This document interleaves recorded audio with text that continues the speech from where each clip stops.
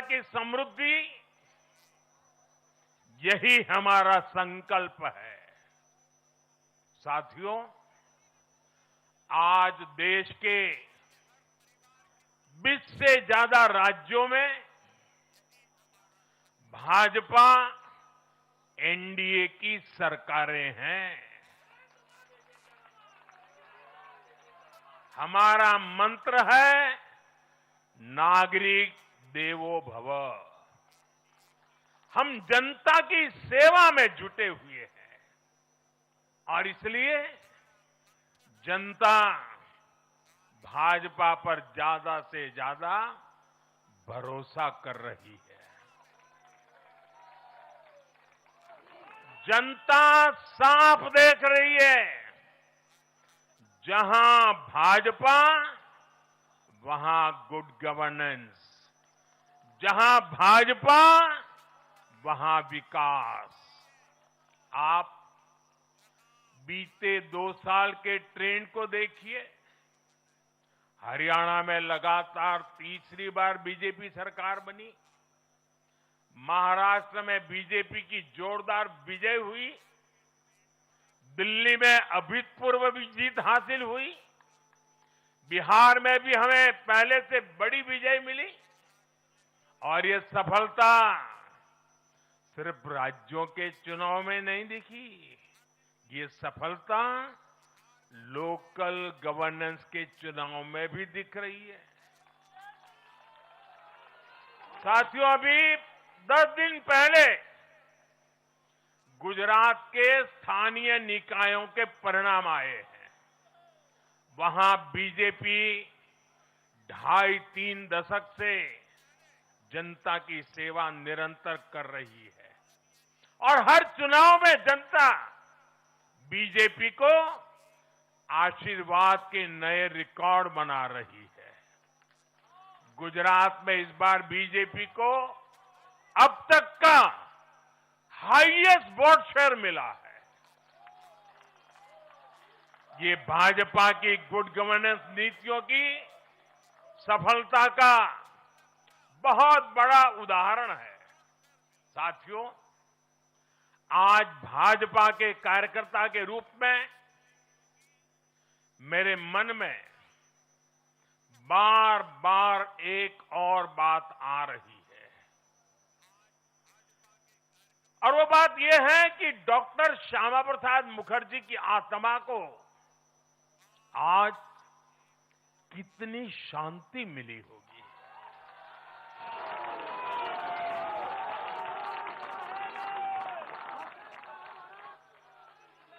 उन्होंने 1951 में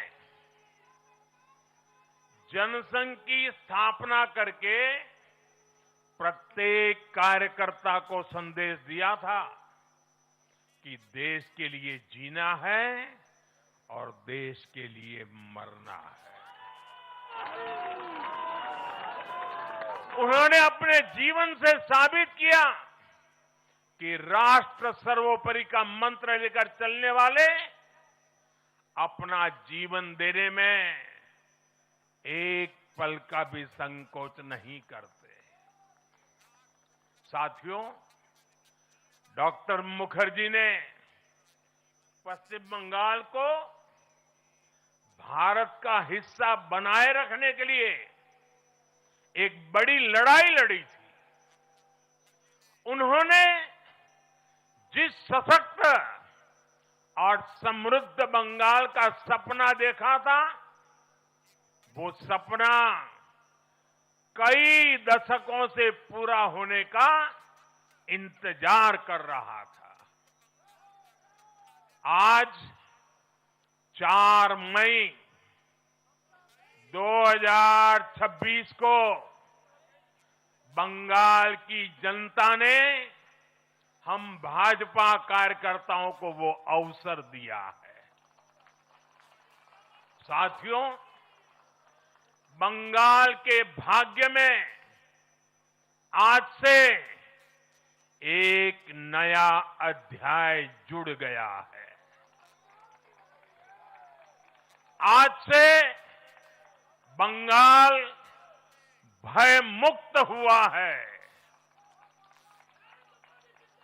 विकास के भरोसे से युक्त हुआ है। বাংলায় পরিবর্তন হয়ে গেছে।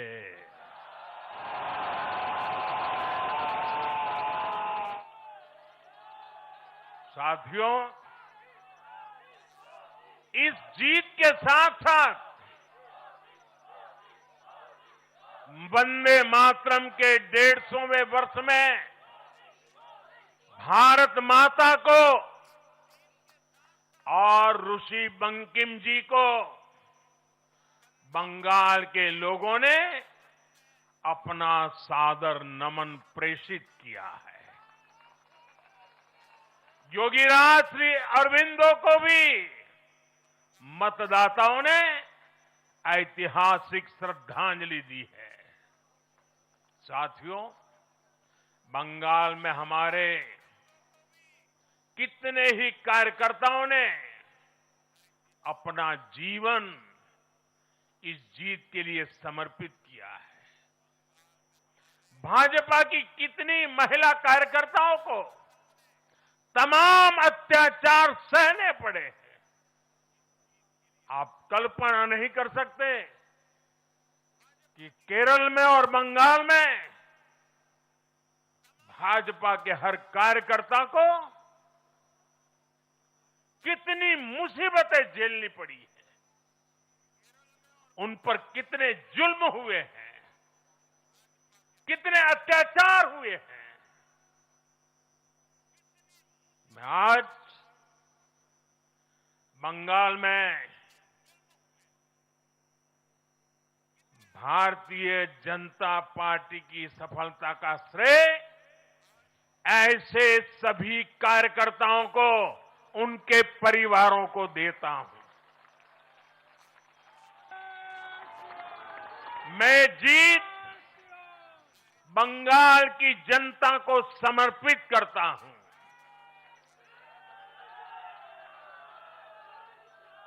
साथियों, अभी 4 मई की यह शाम भले ही ढल रही हो, लेकिन बंगाल की पावन धरा पर आज एक नया सूर्योदय हुआ है।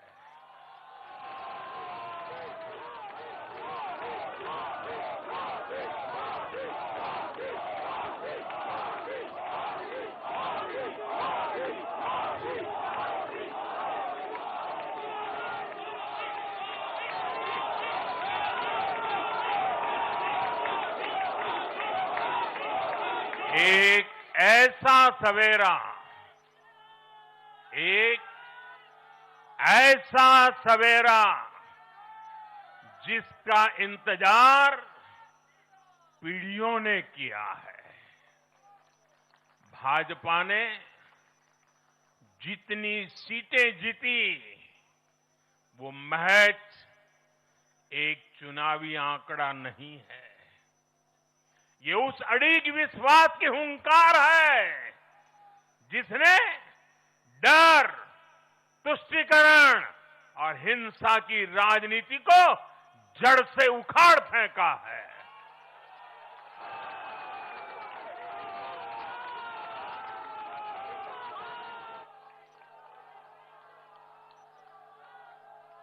साथियों, आज से बंगाल के भविष्य की एक ऐसी यात्रा शुरू हो रही है जहां विकास, अटूट विश्वास और नई उम्मीदें कदम से कदम मिलाकर चलेगी। मैं आज हर बंगालवासी को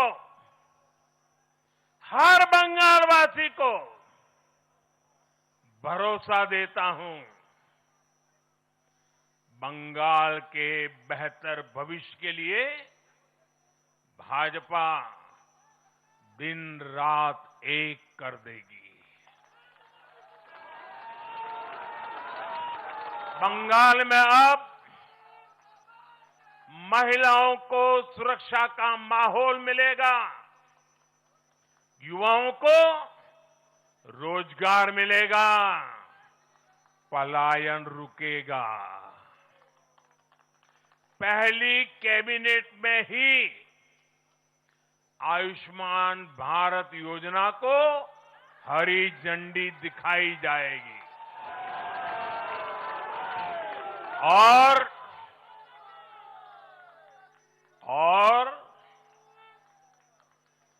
घुसपैठियों के खिलाफ भी सख्त से सख्त कार्रवाई होगी।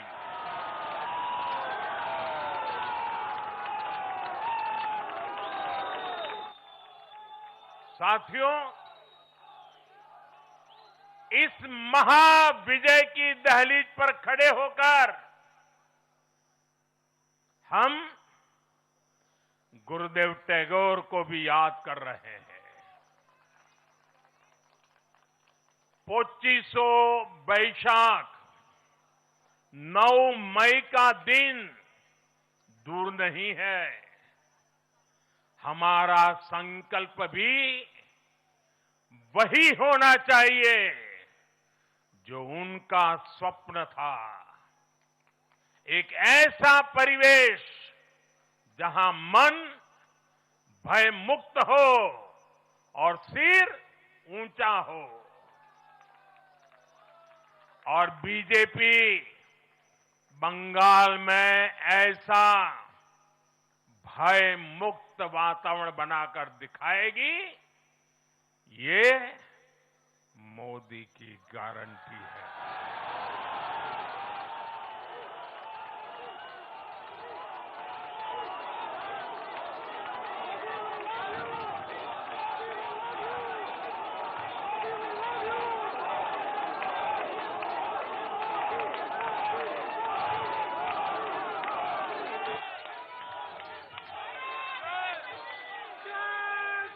साथियों,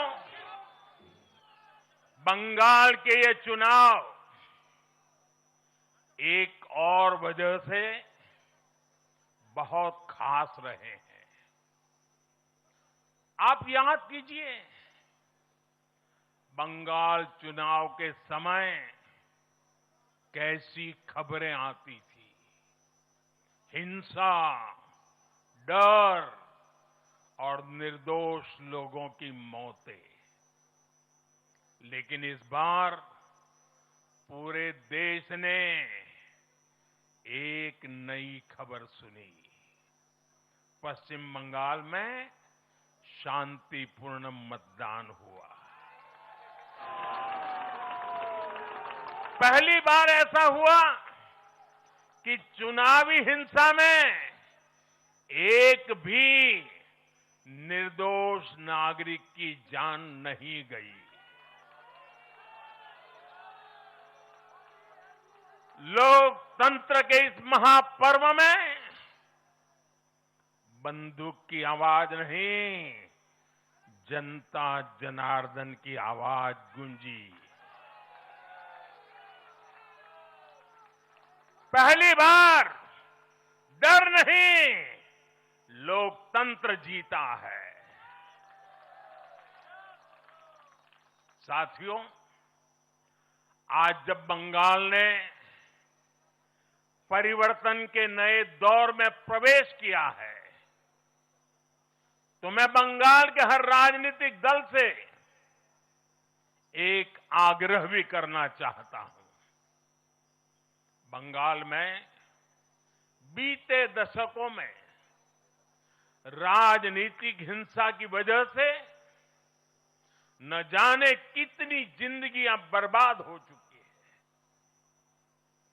मेरा स्पष्ट मानना है कि आज से बंगाल की चुनावी जो आदतें फैली हुई हैं,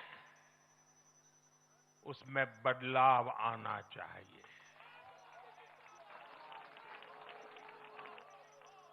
आज जब भाजपा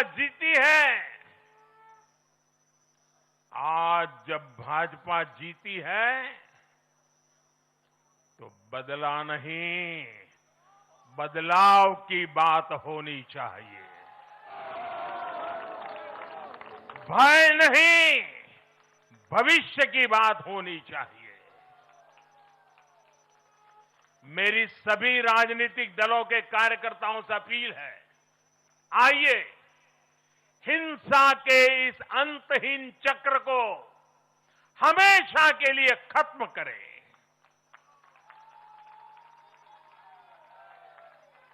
किसने किसे वोट दिया, किसे नहीं दिया, उससे ऊपर उठकर बंगाल की सेवा के लिए काम करें।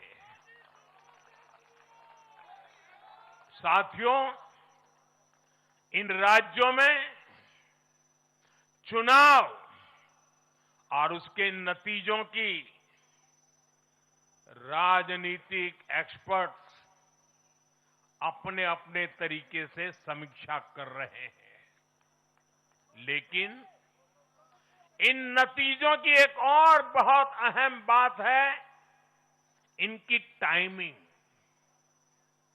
आप देख रहे हैं कि जब इन राज्यों में जनता वोट डाल रही थी तो इसी दौरान विश्व में क्या कुछ नहीं चल रहा था।